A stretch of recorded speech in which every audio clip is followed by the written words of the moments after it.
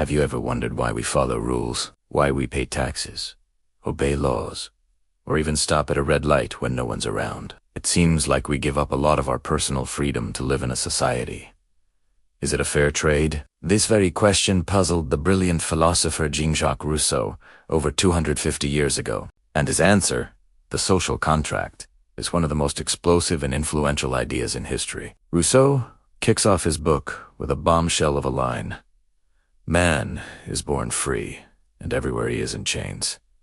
What did he mean by that? Well, imagine our distant ancestors living in a state of nature.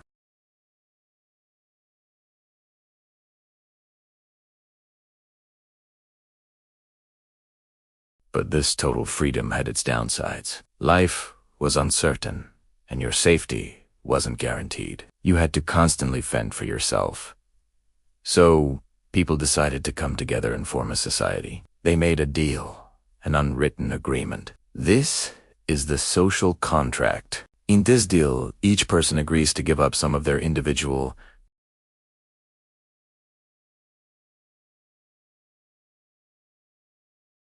You can't just do whatever you want anymore. You have to play by the team's rules. But in return, you get the support of your teammates and a much better chance of winning the game. But here's the crucial part, and this is where Rousseau's idea gets really radical. Who gets to make the rules for this new society?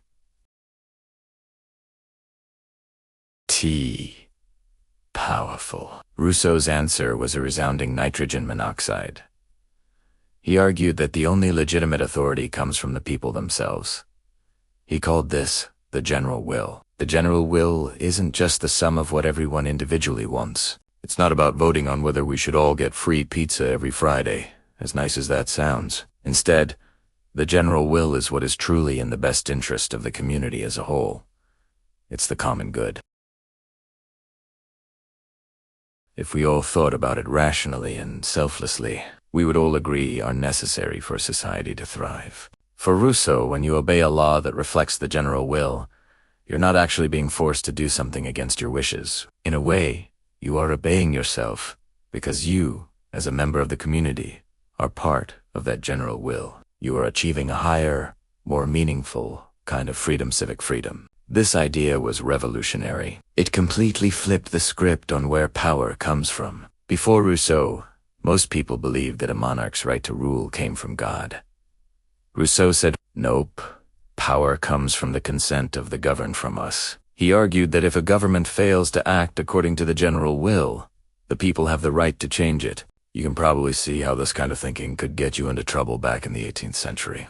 And it did. Rousseau's book was banned and burned in Paris and Geneva, but the idea was too powerful to be extinguished. It became a cornerstone of the French Revolution, with its famous slogan, liberty, equality, fraternity. It echoed across the Atlantic and deeply influenced the American Revolution and the founders who wrote the U.S. Constitution.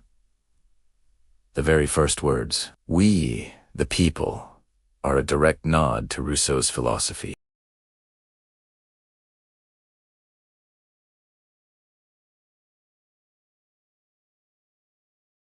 UV traded a little bit of your do whatever you want. Freedom for the safety and order that allows millions of us to travel together. Rousseau's ideas force us to ask ourselves, is our society truly serving the common good? Are our laws a reflection of the general will? These questions are just as relevant today as they were in 1762. They remind us that society isn't just something that happens to us. It's something we all create and are responsible for, together. Thanks for watching. If you enjoyed this deep dive into philosophy,